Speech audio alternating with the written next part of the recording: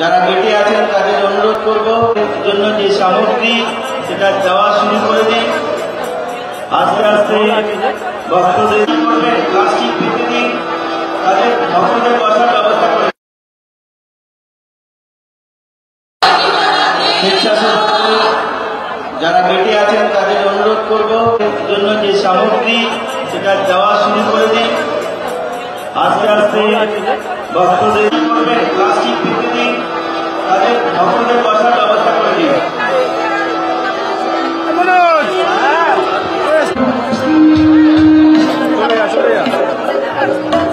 চলে যা ঠিক আছে।